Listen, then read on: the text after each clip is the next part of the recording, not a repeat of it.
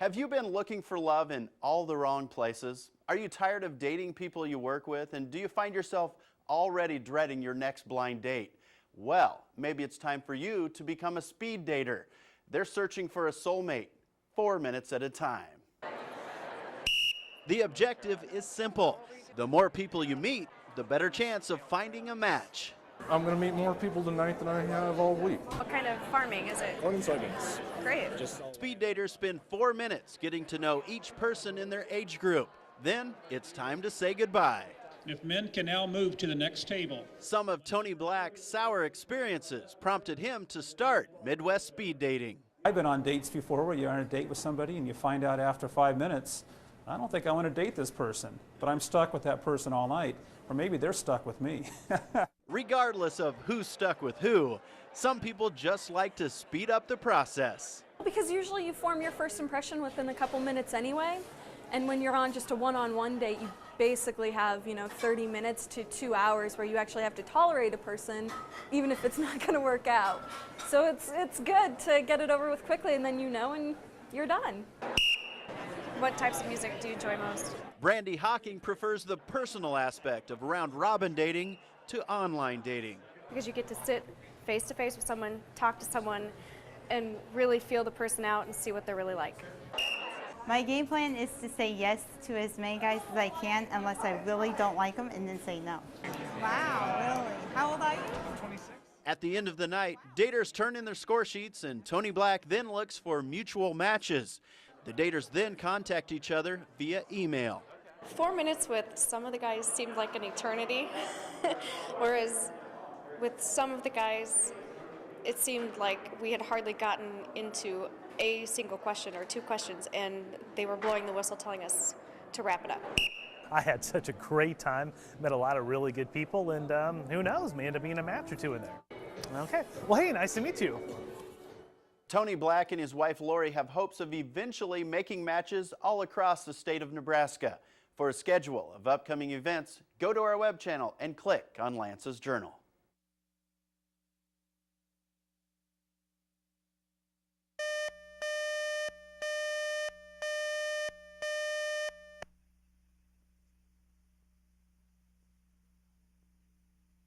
BMX originated out in California in the mid-1970s when teenagers would imitate their motocross heroes on their bicycles. The sport spread across the country, and now, 30 years later, BMX will be an Olympic event. It's all out, pedal to pedal, elbow to elbow action. The faint of heart need not apply. Okay, riders, let's set them up. On the gate. Riders ready? Watch your lights.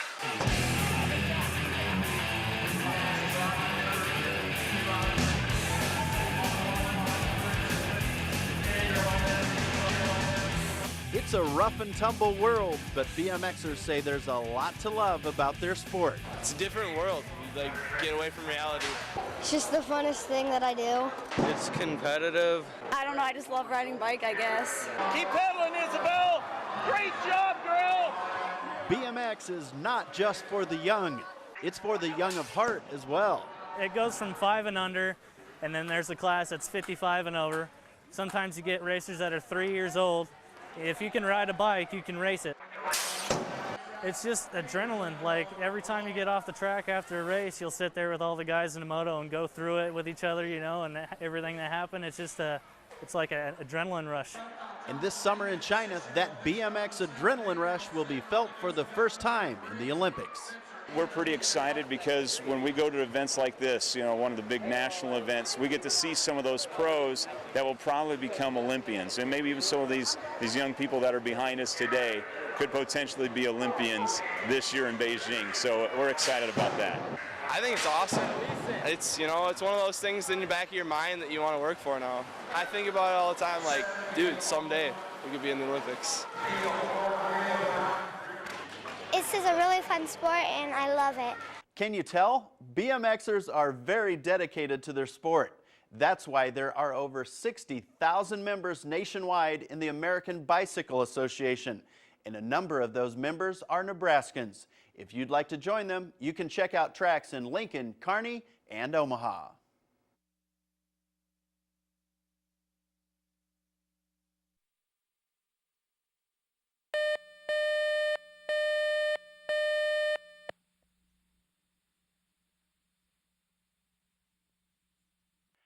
After almost a century of printing, it's finally time to stop the presses. Ron Miller bought Miller Printery from his grandfather almost 50 years ago, and it's been full steam ahead ever since. For Ron, the printing business is all he's ever known. We'll run a few sheets so you can see how it works. Ron Miller grew up operating this very press. I worked for my grandfather when I was very young. In fact, I started when I was only 9 years old. And I was not tall enough to reach the press, so I stood on a box to feed the press. So that was 60 years ago, and I'm still going. Ron owes a lot to his grandfather. Fred W. Miller taught him just about everything there is to know about the printing business. I think back to them days, and I just am thoroughly blessed to have been associated with my grandfather. Ron was just 19 years old when he bought the business from his grandfather. I did. It made me feel very important. Eventually, Ron's wife Jean joined the operation. When I'd come in, Grandpa Miller would say, well, if you're going to be sitting around here, you better be doing something. Grandpa taught her how to handset type. She then came on full-time in 1962. The Miller's two children, Heath and Rhonda, grew up in the print shop. I think at the time I didn't realize how good I had it. I look at a lot of kids now that have to go home or to no one, or they go home to a babysitter or something like that, and I got to come and spend every day with my parents. The Miller Printery has now closed its doors for the final time, but the memories will last forever.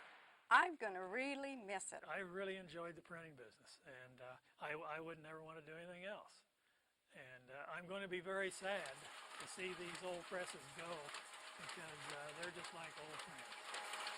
They may miss the day-to-day operation of the shop, but something tells me that when they're on their first real vacation in 50 years, that'll help them cope with it. Good luck, Ron and Jean. You've earned a little time away.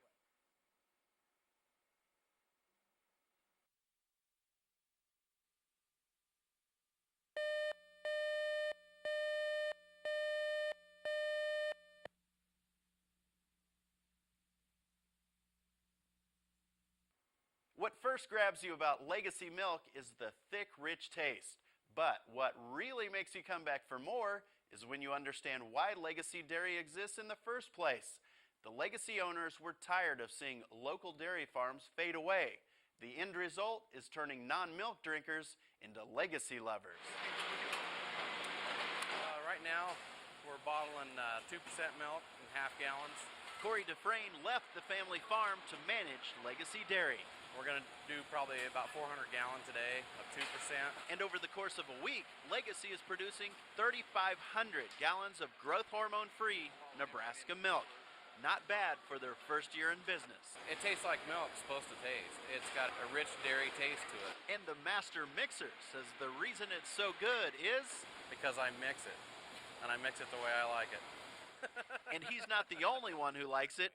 An email from Hastings sums it up nicely. The problem is that it's so popular they can't keep it on the shelves. We've got people drinking milk that never thought they'd ever drink milk because of our flavored milk. Our chocolate and root beer are our #1 sellers. Cotton candy and banana flavors are also Legacy fan favorites. I like to experiment with different flavors. It don't take very much. You just watch that, it just turns right away. It's kind of like chemistry, you know. But Corey's mom says the popularity isn't just about the variety of flavors. It's because of our glass returnable bottles. Our glass bottles keep our milk colder, longer, fresher. The Dufresne family is thrilled with their early success, but they also see the bigger picture. We're not only in this to help develop our family to stay in the dairy industry, but also other younger generations that want to continue in the dairy industry or start out in the dairy industry. Every ounce of Legacy milk comes from Nebraska dairy farms. Like my husband and I have talked about, this isn't for us. This is the legacy that we want to leave to other dairymen so that they have a place for their milk. We're looking for the 50 to 60 cow dairies to help them out so that they will have a market for their milk. When Debbie and her husband took over the family dairy farm near Fairbury in 1974, there were 3,500 dairy farms in Nebraska. Today, there are less than 300. That's why they vowed to do their part in enabling future generations of local dairy farm families to return to the family business.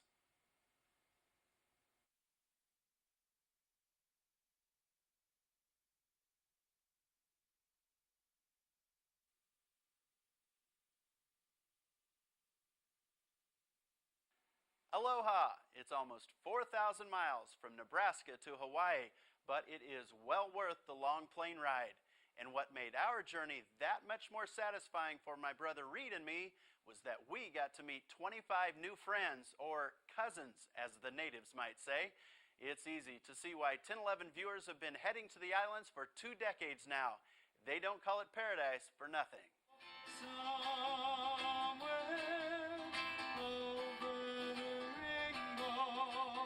There are many great examples of why tourism is the #1 source of revenue for Hawaiians.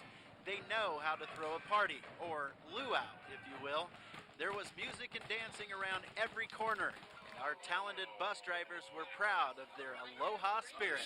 This goes to our friend Lance. The motto they live by is short and to the point. Just hang loose. Everybody just hang loose and just have fun. Sipping on a drink or lying in the sun. Everybody wave to the camera. Don't try to fight it. It ain't no use. 'Cause when you're in Hawaii, you should just hang loose. The first stop on the island of Oahu was an important one. The USS Arizona Memorial is a must-see for 1.6 million visitors a year. Another must-see for tourists is the Polynesian Cultural Center. The PCC is a living museum of Polynesian island history and is Hawaii's #1 paid attraction. After a couple of days in Honolulu, we flew to the Big Island. White clouds of volcanic activity were everywhere, and the best way to check out the Big Island is on a helicopter tour. All right, now let's go see what happens when lava goes through your neighborhood. Our final stop was on the island of Maui. Incredible sunsets are an everyday occurrence, and warm tropical breezes are the norm. Some absolutely amazing scenery, to say the least. But what made this trip so memorable was the people in our group. My lasting impression is how 24 strangers came together and in just a week and a half formed many lasting friendships.